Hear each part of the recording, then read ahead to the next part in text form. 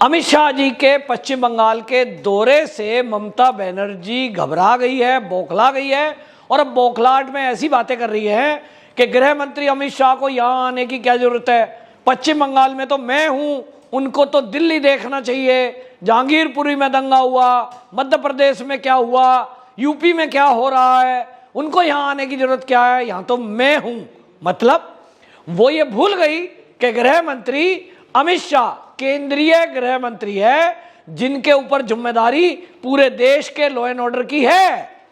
ये केवल इसलिए नहीं है कि आप किसी राज्य की मुख्यमंत्री हैं, आप अपना काम ठीक से नहीं करेंगी तभी तो मुख्यमंत्री को काम को देखने के लिए उनके ऊपर सबके गृह मंत्री होता है और गृह मंत्रालय देखता है कि मुख्यमंत्री के स्टेट में अगर लॉ एंड ऑर्डर की स्थिति गड़बड़ है तब केंद्रीय गृह मंत्री वो देखता भी है और एक्शन भी ले सकता है।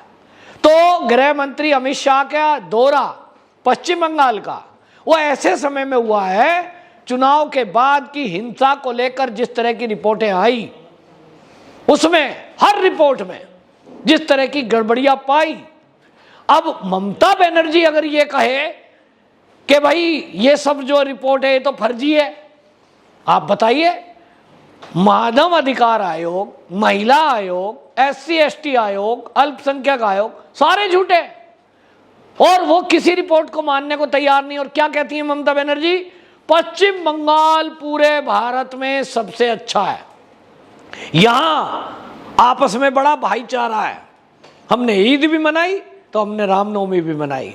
ममता बनर्जी जी, अगर आपके यहां बड़ा भाईचारा है तो चुनाव के बाद हिंसा क्यों हुई? अमित शाह जी ने आपको आईना दिखाया है, उन्होंने अपनी रिपोर्ट में बताया कि 101 लोगों की अभी तक हत्या हो गई, 1829 लोग घायल, 161 मुकदमे दर्ज हैं और आप कहती हो हमारे यहां एकता बहुत है। अगर ये एकता बहुत है तो ये 100 से अधिक लोग कैसे मारे गए? 161 मुकदमे किसके खिलाफ हैं? आप उत्तर प्रदेश की बात करती हो, उत्तर प्रदेश में क्या हो रहा है? उत्तर प्रदेश में जो भी अपराध करता है उसका संज्ञान लिया गया, FIR दर्ज हुई, बुलडोजर चल के उसका घर तक गिरा दिया जाता है। क्या पश्चिम बंगाल में ममता बनर्जी जी आपने एक भी किसी अपराधी, एक भी किसी बलात्कारी के ऊपर इस तरह की कार्रवाई की है जैसा यूपी में हुई है? नहीं। फिर आप अपने आप को ही बड़ाई देते हुए ये कहो हम सर्वश्रेष्ठ हैं, ये कैसे होगा? अपने को ही बड़ाई करते रहो। हकीकत यह है कि आज पूरे भारत में यदि लॉ एंड ऑर्डर की सिचुएशन सबसे ज्यादा खराब है तो वो पश्चिम बंगाल में खराब है। पश्चिम बंगाल के अलावा बाकी जगह इस तरह का अत्याचार नहीं है कि गुंडे पुलिस के साथ मिलकर के और आम लोगों पे अत्याचार करें। ये केवल और केवल पश्चिम बंगाल में देखने में आया कि वहाँ सत्ता परिवर्तन होने के बीच में जो चुनाव के बीच में बातें चल रही थी, बीजेपी की सरकार आ सकती है, अब तो ममता बनर्जी जाने वाली है, बहुत सारे लोग बीजेपी में ज्वाइन हुए, लेकिन चुनाव के बाद क्या हुआ? उनको डराया गया, उनके ऊपर हमले किए गए और इसके कारण से भय और दहशत के कारण बहुत सारे लोग छोड़ के वापसी हो गए। और उन्होंने कहा कि हम इसलिए वापसी नहीं जा रहे हैं या TMC में नहीं जा रहे कि हमको लगता है कि भाई सबसे अच्छा शासन इसी में है या बीजेपी में कोई खराबी है, इसलिए जा रहे हैं कि बाद की स्थिति हमें पता है, बमबाजी होगी हमारे घर, ये लोग नहीं जीने देंगे और धमकी भरे लहजे में बात करते हैं और इसीलिए वो बहुत सारे लोग पलटी मार गए। ममता बनर्जी अगर कहती है कि उनके यहाँ मानव भाईचारा है, मानवता है, ये कैसा है भाई? 161 मुकदमे कैसे दर्ज हो गए?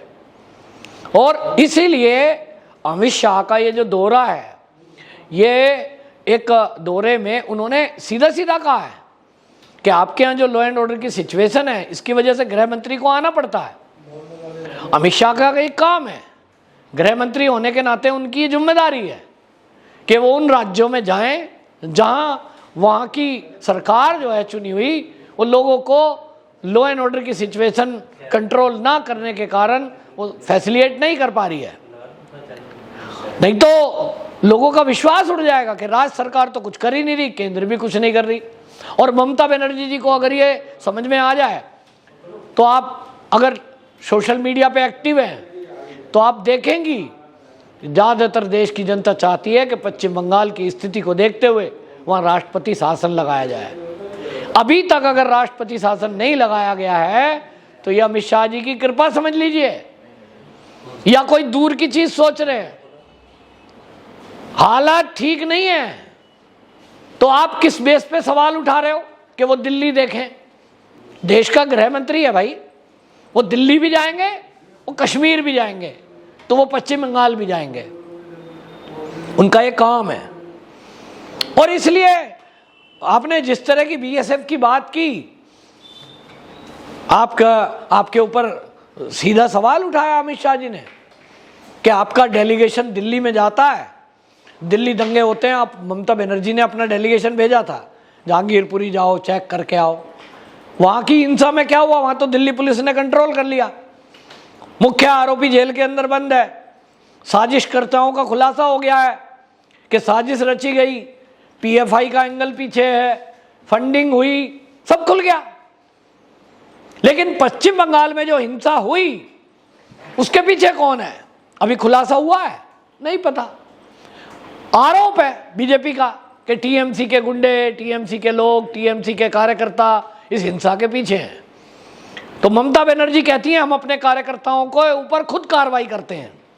तो जरा दो चार उदाहरण दे दें कि जिन्होंने बलात्कार किए हैं, जिन्होंने हत्याएं की है, ऐसे लोगों के खिलाफ अभी तक ममता बनर्जी की सरकार में क्या कार्रवाई हुई है? हमने तो नहीं सुना भाई। आम जनता यही कहती है कि हमने तो नहीं सुना। कार्रवाई अगर हो रही होती तो फिर लोग घर से पलायन क्यों करते? कौन अपना घर छोड़कर जाना चाहता है? कोई नहीं। ये सब चीजें हुई है और इसलिए अमित शाह जी का ये जो दौरा हुआ है, इस दौरे से लोगों में उत्साह आया है, एक भरोसा आया है कि केंद्र सरकार उनके साथ है। तो अमित शाह जी ने जो चीजें गिनवाई हैं वहां पे, उन्होंने गिनवाया है कि पश्चिम बंगाल की क्या हालत हो गई है। 1947 में जो देश की जो 1947 में देश की जो जीडीपी थी उसके अंदर जो पश्चिम बंगाल है उसकी हिस्सेदारी 30% से ऊपर थी और आज 3.3।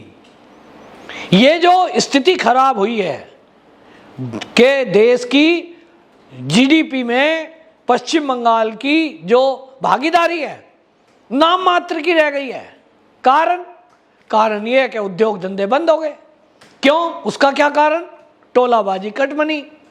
पहले कम्युनिस्टों के शासन में नक्सली करते थे, आज ममता बनर्जी के सरकार में टीएमसी के कार्यकर्ता बनकर और वो ये चालू है। तो उद्योग धंधा कोई चल नहीं रहा, कोई नया उद्योग लगा नहीं रहा और इसलिए लगातार पश्चिम बंगाल की हालत खराब होती जा रही है। इससे दुर्भाग्य की बात क्या होगी कि केंद्र सरकार ने आयुष्मान कार्ड योजना लगा रखी है कि गरीब आदमी को 5 लाख तक का इलाज मुफ्त होगा। इसमें तो ममता बनर्जी का कोई 1 रुपया लगना नहीं, लेकिन ये योजना भी ममता बनर्जी ने लागू नहीं होने दी पश्चिम बंगाल में। अब इसका जिक्र अमित शाह जी ने किया है, लेकिन वो क्या कर सकते हैं? हमारे देश का संविधान है कि डायरेक्ट इस तरह का इंटरफेयर नहीं कर सकते। लेकिन ये देश की जनता का तो नुकसान है कि केंद्र कोई योजना दे रहा है, राज्य सरकार उसको इंप्लीमेंट इसलिए नहीं होने दे रही कि उसमें मोदी का नाम हो जाएगा। अरे भाई, तुम देश की जनता के स्वास्थ्य के साथ खिलवाड़ कर रही हो, उनके जीवन के साथ खिलवाड़ कर रही हो। गरीब आदमी को मदद करने के लिए यदि केंद्र कोई योजना ला रहा है, उसको क्यों रोक रही हो? राजनीति एक तरफ है, जनता की सुविधा के लिए आपको बिठाया गया है, लेकिन नहीं। और इसीलिए अमित शाह जी ने जो मुद्दे उठाए वो पश्चिम बंगाल की जनता को सोचने चाहिए। देश के अंदर आज पेट्रोल सबसे ज्यादा महंगा कहां है? पश्चिम बंगाल में। क्यों? जीएसटी नहीं घटाएंगे। जीएसटी क्यों नहीं घटाएंगे? कि उसी से थोड़ा बहुत काम चल रहा है और तो उद्योग धंधे बंद हो गए। तो पेट्रोल के रेट कम नहीं करेंगे। बीजेपी शासित राज्य में तो उतने नहीं है। अब बताया अमित शाह जी ने कि 115 के पार हो चुका पश्चिम बंगाल का रेट, और जो भाजपा शासित राज्य है वहाँ 100 रुपये के आसपास है। अब ये सब जो हो रहा है, जनता त्रस्त है। केंद्र सरकार केवल मूक दर्शक बन के नहीं रह सकती, और इसीलिए अमित शाह जी का ये दौरा ऐसे टाइम पे हुआ। दूसरा, बीएसएफ को लेकर जिस तरह से पिछले दिनों ममता बनर्जी ने बयानबाजी की, इसको लेकर के बहुत ही आपत्ति है। और ये जो है विभाजनकारी नीति है, ये एक तरह से अपराधियों का साथ देने वाली बात है। लेकिन ममता बनर्जी उल्टा बीजेपी को कहती है विभाजनकारी नीति कर रहे हैं। वो कहते हैं जी जो है बीजेपी इस तरह की बातें कर रही है। वो क्या कर रहे हैं? अपने वो जो है कार्यकर्ताओं को संबोधित कर रहे हैं, कार्यकर्ताओं से मिले, ये तो फर्ज है उनका। लेकिन ममता बनर्जी जी देश की प्रधानमंत्री बनने का सपना देख रही है। काम कैसे कर रहे हैं? काम कर रहे हैं कि एक राज्य उनसे नहीं संभल रहा। तो हमने देखा है कि वो उनके कार्यकर्ता, उनकी पार्टी के लोग किस तरह का व्यवहार करते हैं, जिसके कारण से पश्चिम बंगाल में जो आज स्थिति है उसको देखकर पश्चिम बंगाल के लोग नहीं, खाली पूरे देश के लोग कहते हैं कि यहाँ राष्ट्रपति शासन एकमात्र इलाज है। और इसको जब भी कभी बात करेंगे तो ममता बनर्जी बौखलाहट भरी बातें करती है।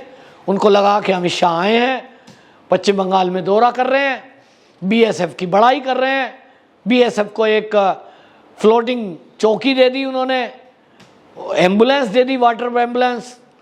तो अब बॉर्डर और ज़्यादा टाइट रहेगा। बीएसएफ को उन्होंने बड़ाई की है, ये बीएसएफ को झूठा आरोप लगा के घेर रही थी।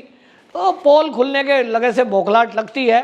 लेकिन इतना जरूर है कि अमित शाह जी ने जो CAA लागू करने की घोषणा की है, इससे ममता बनर्जी ज़्यादा बौखलाई हैं कि जिस चीज़ को उन्होंने मना किया वही अमित शाह जी ने आके उनको ललकार दिया है। अब देखना होगा आगे केंद्र सरकार क्या कार्रवाई करता है। अमित शाह जी ने जिन चीज़ों को कार्यकर्ताओं से पूछा है, कार्यकर्ताओं ने बताया है, इसके बाद राष्ट्रपति शासन लगाने की मांग बड़ी तेजी से बढ़ी है। वंदे मातरम।